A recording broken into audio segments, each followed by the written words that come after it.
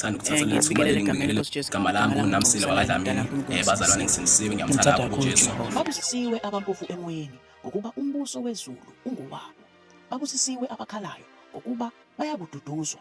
Babusisiwe abamnene ngokuba bayakudla Chapter 5 waMateyu la khona uJesu Kristu khona is speaking to abantu, and uJesu Kristu mangabe ekhuluma nalabantu laba kule ntaba leyana uqala ngokukhuluma ngazo ibusiso, but indlela akhuluma ngezibusiso ngazo ukhuluma nabantu ngabantu engazi ukuthi uyagcwalisa.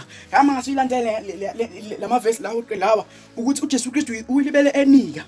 Ngamanye amazwi la ushoda khona ulibele busisa, but hayi ngoba kulula. It is because you are surrounded by ram. Noma you are surrounded by ram la khona ibusiso khona uyigenerator. Ngamanye amazwi lo ophayo ngekhathi nebusisa kulula ukuthi uNkulunkulu mase sefika esezohlala ngaphezulu kwakho umoya ingcwele mangabe usuwehla nezibusiso ufice la khona wena ohlezi ukhipha khona ugcwalise khona, nathi instead la khona wena ubuye ukhethe khona ukuthi namhlanje no ufike la khona umoya ingcwele la khona kujwale khona uba neactivity khona, because mangabe usuyi-activity noNkulunkulu la khona kukhona le activity uNkulunkulu ufika in that place la khona kukhona i-movement azokhoza ukuthi kuzogcwala khona ngezibusiso, azogcwalisa leya movement. Ngamanye amazwi kuyenzeka ukuthi umuntu ayibone impilo yakhe imshonisa emuva, hayi ukuthi mhlawumbe ngoba khona into emlahlekelayo. It is because la khona i-activity uNkulunkulu ayifuna khona, la khona uNkulunkulu khona atshalile khona ukuthi operate, la khona ufuna uNkulunkulu khona ukuthi kube khona i-movement when uyayihoxa khona. But uNkulunkulu uthi kuleya ndawo manje kube khona izibusiso, sho ukuthi ubusisekile lo muntu lona okuleya ndawo i-activity olikele njalo libe ixuza le ndawo ngegama